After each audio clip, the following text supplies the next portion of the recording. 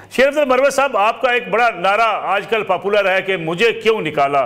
میاں نواز شریف نے یہ سیاسی نعرہ دیا، ان کو تو پتہ ہے کہ ان کو کیوں نکالا گیا، آپ کو کچھ پتہ چلا ہے کہ آپ کو کیوں نکالا گیا؟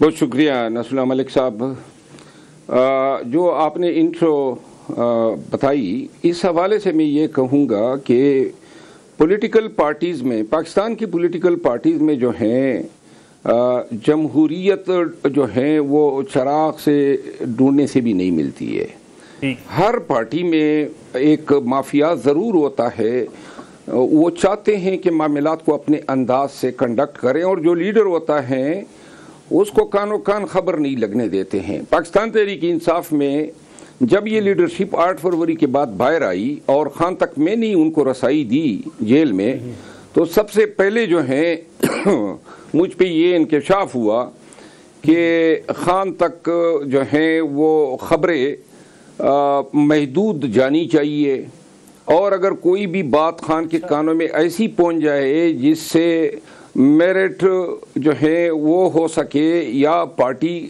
کے مفاد میں یا ورکر کے مفاد میں کوئی فیصلہ ہو سکے، تو اس کی قیمت چکانی پڑتی ہے اس شخص کو۔ میں نے 1 سال میں یہ دیکھ لیا کہ بہت ساری باتیں جو خان کو بتائی جاتی ہیں، جو پکچر پورٹرے کیا جاتا ہے، جس کو اٹھانا ہے یا جس کو گرانا ہے، وہ ساری ایک پلاننگ کے تحت ہوتی ہے، اور یوں اس انداز میں جو اصل میرٹ ہوتا ہے وہ سیکریفائز کیا جاتا ہے۔ چونکہ میری عادت ایسی ہے کہ میں کسی کی بلی کرنے پہ یا کسی سے متاثر ہو کے اپنی زبان بندی نہیں کر سکتا ہوں، میں نے یہ سیکھا ہی نہیں ہے۔ عموماً خان صاحب سے بھی تکرار ہوتی تھی، اور وہ لوگ جو نہیں چاہتے تھے کہ خان کو باہر کی میں ایسی باتیں بتا دوں جس پہ وہ صحیح فیصلہ کرنے کی نتیجے پہ پہنچ سکے، تو ان کے ساتھ بھی میرے تنازعات شروع ہو گئے، اور ان حضرات کا یہ ایک مطالبہ تھا کہ جی خان کو جو ہے آپ پارٹی کے حوالے سے کوئی فیڈ بیک جو ہے وہ نہیں دیں گے۔ جنرل الیکشن ہوئی ہے، ریزرو سیٹوں پہ نامینیشن ہوئی، بہت سارے عہدے فل کیے گئے، کیبنٹ میں منسٹر لیے گئے، لیکن یہ کنٹرول کرنے کی کوشش ہوئی، اور بہت سارے فنڈز آئے، وکلاء کے لیے فنڈ آئے، پارٹی کو فنڈ آئے، اور میں خان سے بھی آڈٹ کے حوالے سے بات کرتا تھا، انٹرا پارٹی الیکشن کے حوالے سے بات کرتا تھا۔ یہ میرے جو انداز بیان تھا یا اظہار رائے تھی وہ ناپسند کی جاتی تھی، اور اس وجہ سے مجھے بار بار انہوں نے نکالا، اور میں یہ سمجھتا ہوں کہ اس بیانیے کے ساتھ، ان عادتوں کے ساتھ میں ان لوگوں کو قبول نہیں ہوں، اور میں اپنی عادتیں چھوڑ نہیں سکتا ہوں۔ ماضی میں بھی خان سے غلط فیصلے کروائے گئے، چاہے وہ بزدار جیسے آدمی کو وزیر اعلیٰ بنانا تھا یا کے پی محمود خان کو بنانا تھا، اور اگر اس وقت لوگ آواز اٹھاتے کہ یہ فیصلے غلط ہے تو میرا خیال ہے کہ خان ان کی تصحیح کرتا۔ ماضی میں بھی لوگوں کو غلط نکالا گیا، ترین صاحب کو نکلوایا گیا، اپنی دور حکومت میں اس کے اور اس کی بیٹی پہ FIR کروائے گئے۔ ترین نے، جہانگیر ترین ایک باوقار شخص ہے، وہ پارٹی سے نکالے جانے کے بعد یا چھوڑنے کے بعد اس نے ایک لفظ خان کے خلاف نہیں کہا ہے، اور جہانگیر ترین کو ہماری دور میں، جبکہ اس نے پارٹی میں کی حکومت بنوانے میں یا خان کے لیے جو خدمات کی اس سے کوئی انکار نہیں ہے۔ جہانگیر ترین صاحب کو قیمت چکانی پڑی، اس پہ پرچے ہوئے اپنے دور حکومت میں اور اس کی بیٹی پہ، اور انہی مقدمات میں وہ بری بھی ہو گئے۔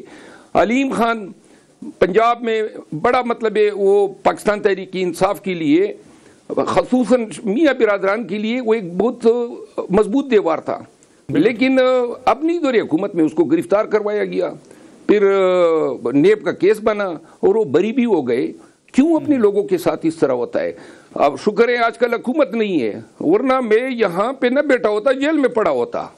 مجھے تو یہ اندازہ ہو رہا ہے کہ جو میرے ساتھ ہو رہا ہے اور کوئی وجہ نہیں ہے، البتہ یہ باتیں کرنا، خان کو بتانا، ورکر کی حالت زار بتانا، اب ریزرو سیٹوں پہ اور سینٹ پہ اور مینارٹیز کی سیٹس ہیں، اس پہ میں نے بات کی تھی خان کو، میں نے کہا میرٹ ہونا چاہیے، جو لوگ شہید ہو گئے پارٹی کے لیے، جن کے خاندان تباہ ہو گئے، کسی ایک کا نام اس میں نہیں ہے۔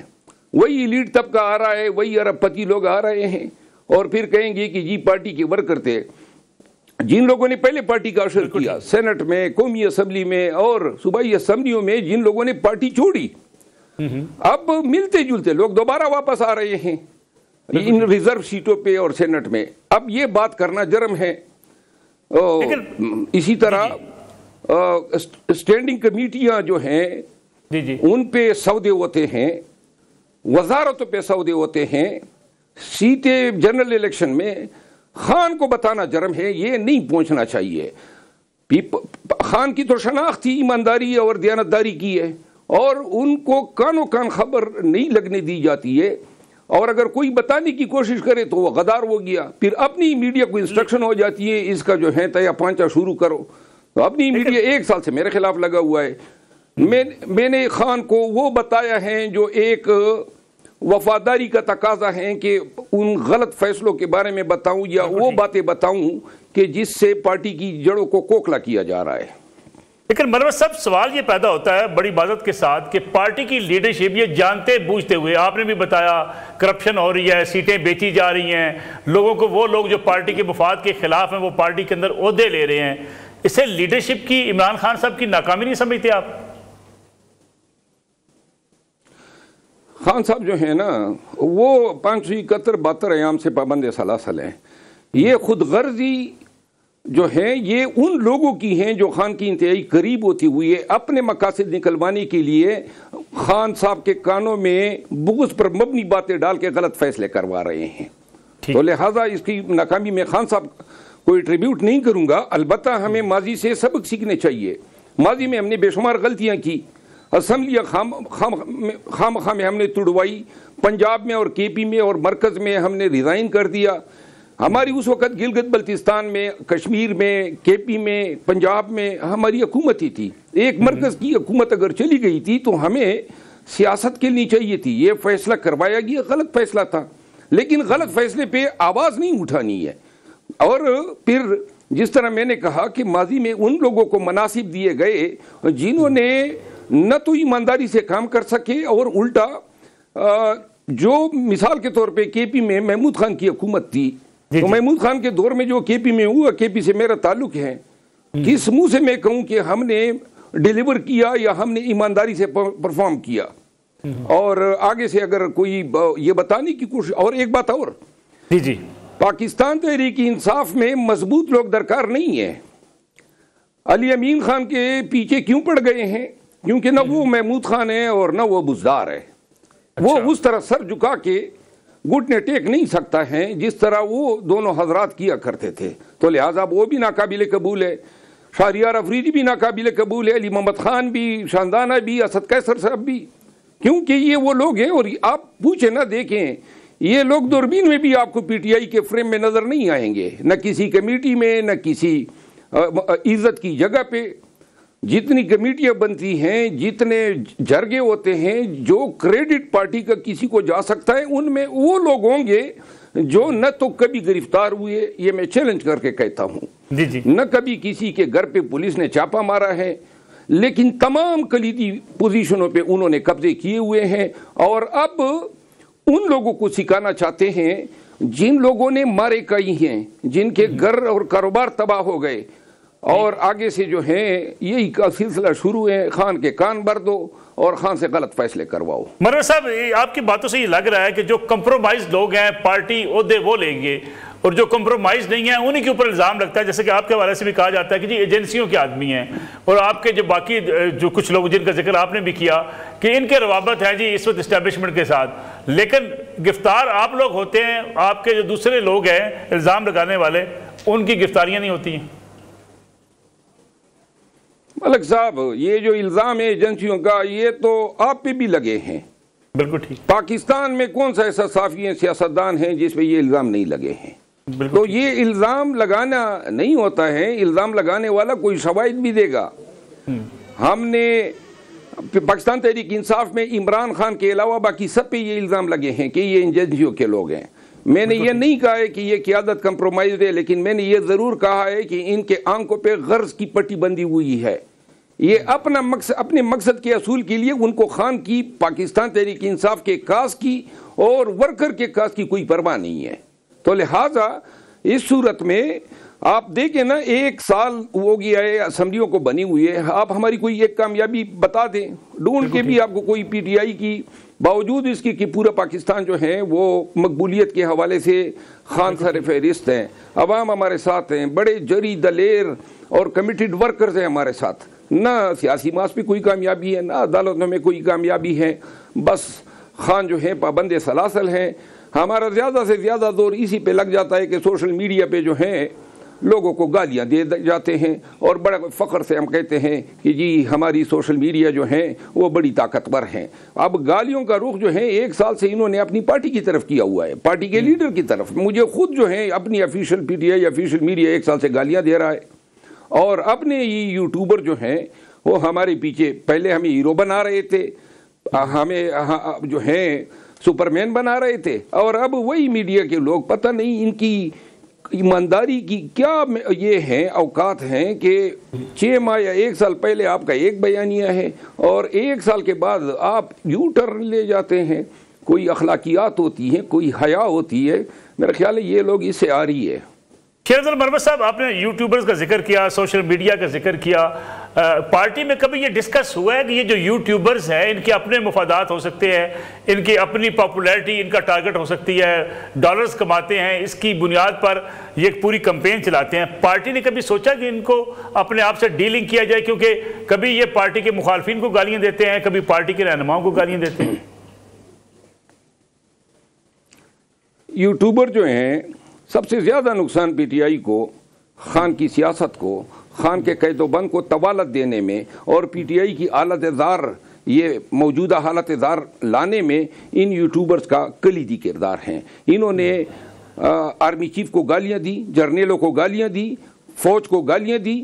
اب ہم بھی اسٹیبلشمنٹ کے حوالے سے سخت زبان استعمال کرتے ہیں, لیکن کیا ہم یہ جنگ اس طرح گالیوں سے جیت سکتے ہیں؟ ان کی گالیوں کا جو ہے وہ جو انتقام ہوتا تھا یا جو کسر پوری کی جاتی تھی وہ ہم سے اور پی ٹی آئی سے نکالی گئی. جو ظلم و جبر ہوا اس ظلم و جبر کی بنیادی وجہ یہی تھی کہ لوگ ذاتیات پہ اتر آئے تھے, اور ان گالیوں کا ہمیں کیا فائدہ ہے؟ جنگیں جو ہیں اصولوں سے لڑی جاتی ہیں, گالیوں سے نہیں لڑی جاتی ہے.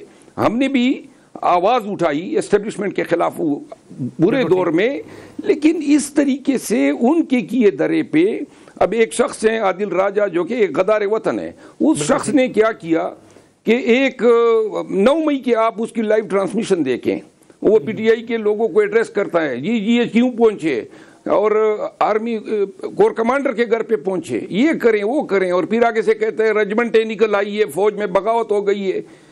یہ ایسے لوگوں کو کیوں فالو کیا جاتا ہے؟ پھر اس نے سیف ہاؤسز میں ایک ایکٹریسز کو بدنام کیا, نیشنل میڈیا ہماری نیشنل ایکٹریسز کو, کہ جی یہ سیف ہاؤسز میں جاتی ہیں اور ان پہ جو ہے بدکاری کے انہوں نے الزامات لگائے. اور یعنی کہ ہماری میڈیا کی, ہماری شو بیز انڈسٹری کی جو ہے وہ لوگ شناخت تھے. ساتھ میں جرنیلوں کو گندا کرنے میں انہوں نے ان کو بھی گندا کر دیا. اس کا صلہ ہم سے عدت کے کیس کی شکل میں ہمیں چکانا پڑا, عدت کیس بنا دیا گیا, کیونکہ وجہ یہ تھی کہ جی وہ میڈیا پہ, اور یہ چیز ان کو سمجھ ہی نہیں آ رہی ہے. ابھی آرمی چیف گئے ہیں برطانیہ میں, وہاں پہ اب سوشل میڈیا پہ پھر گالم گلوچ شروع ہو گیا ہے, اور یہ بھگتنا پڑے گا خان کو. ابھی آپ پھر دیکھیں گے کہ جی 15 دن کے لیے اس کو قید تنہائی میں سیل میں ڈال دیا گیا. کیوں ان کو سمجھ نہیں آتی ہے؟ اس سے ہمیں کیا گین ہوتا ہے؟ ہم اصولوں کی جنگ لڑ سکتے ہیں. بہت ساری کوششیں جو ہیں اس میڈیا کی وجہ سے مصالحت کی ناکام ہوئی, اور جب تک اس میڈیا کو لگام نہیں دیا جاتا, یہ لوگ جو ہیں شہباز گیل اور عمران ریاض جیسے لوگ, یہ صرف ڈالر کمانے کے چکر میں جو ہیں جی یہ وہ بیانیہ ڈیولپ کر رہے ہیں, اور جھوٹ بولنا جو ہے وہ لازمی. شہباز گیل نے ابھی کوئی $8 لاکھ کا تو ایک گھر خریدا ہے امریکہ میں, اور یہ پیسے کہاں سے آ رہے ہیں؟ پھر عمران ریاض صاحب جو ہیں یہ سارے اچانک پہنچ جاتے ہیں بیرون ملک, اور پھر ہیرو بن جاتے ہیں کہ جی ہم نے تکالیف اٹھائی ہیں. کیا تکالیف اٹھائی ہیں؟ ساری حقائق کا ہمیں علم ہے, کون کس کے ذریعے گیا ہے. ارشد شریف شہید کے حوالے سے تو ان کی زبان نہیں کھلتی ہے, کیونکہ بتایا گیا کہ جی باقی کریں لیکن یہ نہیں کرنا ہے. اور پی ٹی آئی کے نوجوانوں کو جو ہے گمراہ کر کے اپنا فالوور بنا کے پھر ایسے انداز میں جھوٹ گڑے جاتے ہیں تاکہ میڈیا جو ہے چل سکے. اس یوٹیوب کے ڈالر کمانے کے چکر میں اب میں آپ کو مثال دوں, یہ شہباز گل صاحب جو ہیں اس پہ بیٹھے ہوتے ہیں, یوٹیوب پہ بیٹھے ہوتے ہیں, تو پارٹی کے لوگوں نے کہا کہ جی سارے پولیٹیکل کمیٹی اور کور کمیٹی کے راز جو ہیں وہ ولاگوں میں بتاتا ہے. تو خان نے انہیں پیغام بھیجا کہ یا ولاگ کرو یا ادھر رہو. تو انہوں نے کہا جی میں ولاگ کروں گا. تو خان نے کہا اس کو نکال دو. نکالنے کے آرڈر کو دیے ہوئے 2.5 مہینے ہو چکے ہیں, ابھی تک جو ہے اس کو نکالا نہیں گیا ہے. البتہ وہ ادھر خاموش بیٹھا رہتا ہے لیکن ساری انفارمیشن تو لیتا ہے. کیوں؟ کیونکہ دوسری سائڈ سے یا سلمان اکرم راجہ صاحب کو سپورٹ کر رہا ہے. تو لہٰذا اس طرح جو ہے پارٹی کے خان کے احکامات جہاں پہ عمل درآمد کرانا ہوتا ہے. ابھی میرے حوالے سے بات منہ سے نکلی نہیں تھی کہ جناب نوٹیفیکیشن آ گیا, اور یہ 2.5 مہینے ہو گئے ہیں. حضرت جو ہیں ابھی تک پولیٹیکل کمیٹی اور کور کمیٹی میں بیٹھا ہوا ہے, اور آپ اس کی ویریفیکیشن جو ہے حامد رضا صاحب سے اور علامہ ناصر صاحب سے کر سکتے ہیں, اور ان ممبران مذاکراتی کمیٹی جو خان صاحب سے ملے, کیونکہ 2 دفعہ خان صاحب نے کہا کہ ان کو ابھی تک کیوں نہیں نکالا گیا ہے. ٹھیک ہے مرزا صاحب, ایک چھوٹی سی کمرشل بریک پروگرام میں شامل کروں, واپس آتے ہیں اس بریک کے بعد.